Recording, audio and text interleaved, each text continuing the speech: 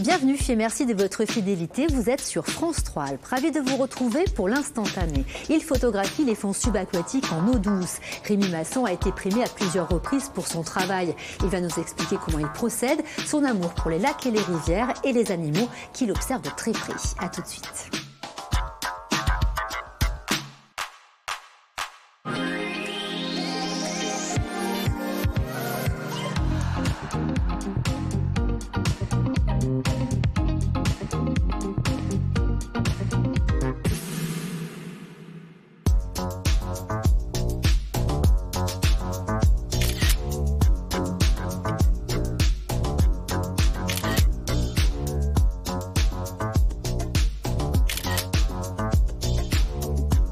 Rémi Masson, bienvenue. Vous avez commencé la plongée dans le lac d'Annecy, où vous êtes né, vous étiez enfant. Vous avez découvert ce monde subaquatique et il ne vous a plus quitté. Pourquoi ?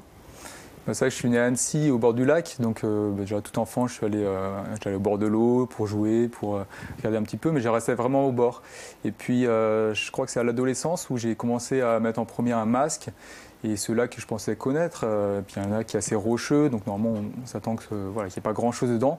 Je suis tombé sur des endroits avec des grands herbiers, une espèce de jungle aquatique, avec des brochettes plus d'1 mètre. Enfin, moi qui lisais à l'époque des romans un peu d'aventuriers à l'autre bout du monde, là j'ai trouvé quelque chose à côté de chez moi qui me paraissait vraiment merveilleux. Et c'est un peu le choc et ça m'a donné envie de m'intéresser vraiment à ces milieux d'eau douce. Alors du coup, le froid, ça a été tout de suite votre passion, on va dire. Vous n'étiez pas du tout attiré par la chaleur et la mer. Vous avez acheté une combi pour plonger en hiver. Et là, vous avez commencé à plonger dans les lacs de montagne.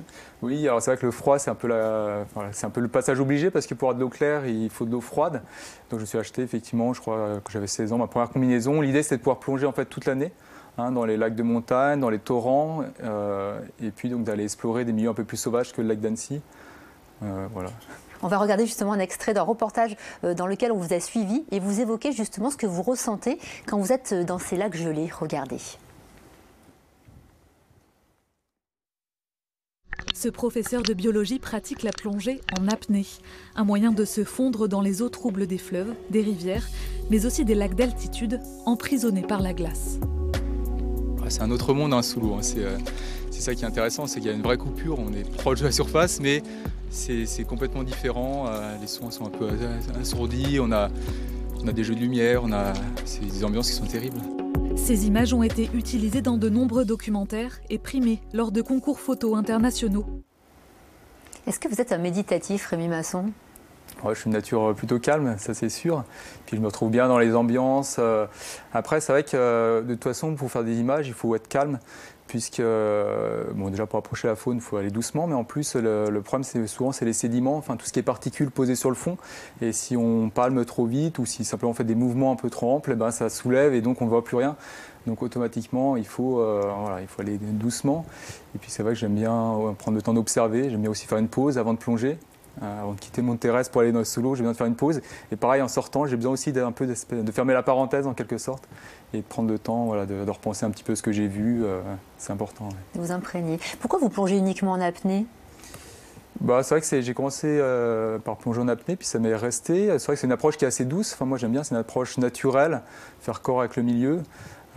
Ça allège aussi un petit peu le matériel qu'il faut emmener. Donc, ça me permet d'accéder à des lacs un peu plus éloignés, par exemple. Et puis, il y a un aspect sportif que j'aime bien aussi. Quel matériel vous utilisez pour la photo ? J'ai commencé de façon toute simple. Assez vite, j'ai voulu ramener des images et j'ai commencé avec des appareils photo comme ceux qu'on achetait à Carrefour, des jetables qui m'ont fait mes premières images. Après, j'ai eu le passage de l'argentique. La première année, je crois que j'ai passé 40 pellicules à photographier. Et puis, assez vite, il y a eu le numérique. Et voilà, donc je suis passé par différents boîtiers. Et maintenant, j'ai des appareils photo qui sont protégés dans un caisson adapté pour pouvoir l'utiliser sous l'eau. Voilà. Ça donne des photos très étonnantes. Alors, il y a des nénuphars magnifiques, mais aussi des photos d'animaux, parce que, en fait, vous suivez, vous observez énormément d'animaux. Alors, on découvre, par exemple, qu'il y a des méduses en eau douce. Oui, c'est vrai, souvent on est surpris de ça. Et aussi parce qu'elles sont discrètes, c'est-à-dire que ce n'est pas toujours des méduses. Il y a une phase qu'on appelle un polype, une espèce de petite anémone, et c'est seulement si la température augmente suffisamment pour que ça fasse des petites méduses qui restent petites, elles font 2 cm de diamètre, presque transparentes, et on en retrouve dans le lac d'Annecy ou dans des étangs. Les silures aussi, vous observez énormément les silures. Oui, alors c'est un Ces gros poissons de 2 mètres. C'est ça, il y a la taille qui est impressionnante. Moi, je suis allé le voir en premier en lac, puis après dans le fleuve Rhône, ce qui est vraiment son milieu de vie, puisqu'il aime bien les eaux assez profondes, plutôt chaudes, donc plutôt troubles. Donc j'ai fait des plongées dans le Rhône et puis j'ai eu la chance d'observer quelque chose qui était nouveau, en fait des rassemblements de silures.